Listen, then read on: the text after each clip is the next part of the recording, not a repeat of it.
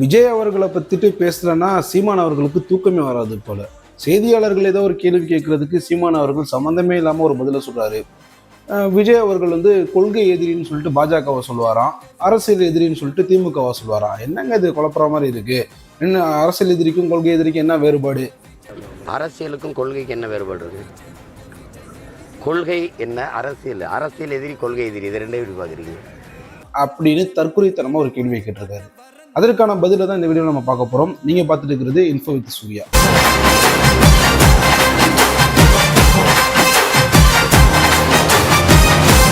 முதல்ல இந்த அரசியல் எதிரினா என்ன, எதுக்கு அரசியல் எதிரின்ற ஒரு டேர்மை யூஸ் பண்றாங்க அப்படின்றத பார்ப்போம்.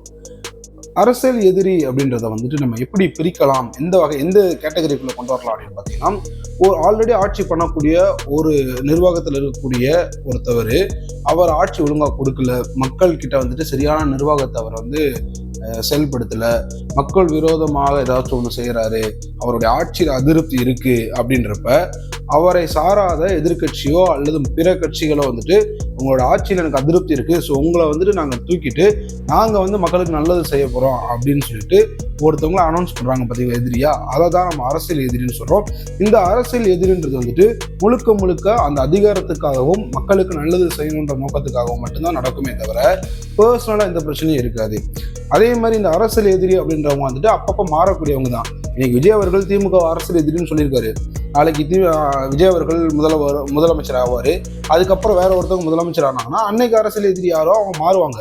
ஏன்னா அரசியல் எதிரி அப்படின்றது பெர்மனண்டா ஒரே ஆளா இருக்க முடியாது. அரசியல் எதிரின்றது மாறிக்கிட்டே இருக்கக்கூடிய ஒரு விஷயம்.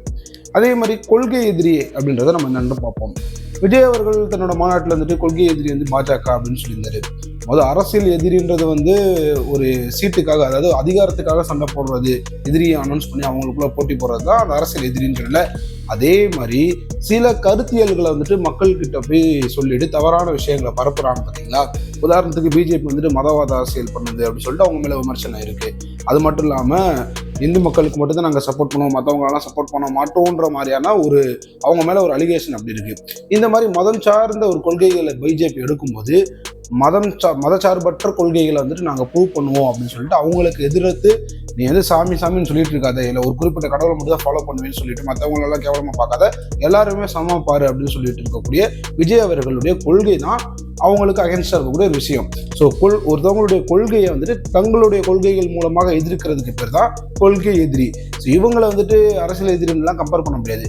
அரசியல் எதிரி என்பது ஒரு அதிகாரத்துக்காக சண்டைப்படுது. கொள்கை எதிரி என்பது இவங்களுடைய கருத்தியலை மக்கள் கிட்ட போய் கொண்டு சேர்க்கறதுக்காக வேற ஒரு கருத்து வச்சிருப்பாங்களே, அவங்கள பீட் பண்றதுக்காக பண்ணக்கூடிய சில விஷயங்கள் தான் இந்த கொள்கை எதிரின்ற கான்செப்ட். ஸோ அரசியல் எதிரிக்கும் கொள்கை எதிரிக்கும் வேறுபாடு என்ன அப்படின்றத நான் சொல்லிட்டேன். இதுக்கப்புறம் சீமான் அவர்களுக்கு ஏதாச்சும் டவுட் இருந்துச்சுன்னா அவங்க கட்சியில் இருக்கக்கூடிய சின்ன சின்ன பசங்களை கூப்பிட்டு கேட்டு தெரிஞ்சுக்கிறட்டும். அது மட்டும் இல்லாமல் இன்னைக்கு விஜய் அவர்கள் ஒரு மாநாடு நடத்தி முடிச்சுட்டு அன்னைக்கு கடைசி அவர் அந்த ஸ்டேஜில் மைக்கை பிடிச்சி பேசினாரு. பேசிட்டு அவர் போய் நிம்மதியாக சாப்பிட்டு தூங்கிட்டாரு. அதுக்கப்புறம் அவர் அதை பற்றி அதை யோசிச்சிருக்க மாட்டாரு.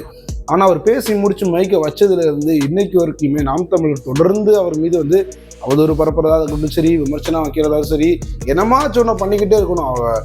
அவங்க வாய் வலிக்கிற வரைக்கும் நம்ம திட்டிக்கிட்டே இருப்போம் அப்படின்ற மாதிரி பண்ணிக்கிட்டு இருக்காங்க. ஏன் பண்றாங்க, எதுக்கு பண்றாங்கன்னு தெரியல. ஆல்ரெடி இங்க அதிகாரத்தில் இருக்கக்கூடியது யாரு? திமுக. அவர்கள் பண்ணக்கூடிய தவறுகளை சுட்டி காமிங்க.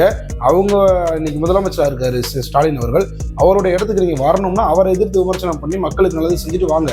அதை விட்டுட்டு இன்னும் ஒரு எலெக்ஷன் கூட சந்திக்காத தமிழக வெற்றி கழகத்தை இன்னும் போட்டு நாய் மாதிரி கொதறிக்கிட்டே இருக்கீங்களே, உங்களுக்கு என்னதான் பிரச்சனைன்னு எனக்கும் தெரியல. ஸோ இந்த வீடியோ பார்த்துட்டு இருக்கிற உங்களுக்கு ஏதாச்சும் இவங்க ஏன் அப்படி பண்றாங்கன்னு ஐடியா இருந்துச்சுன்னா கமெண்ட்ல சொல்லுங்க.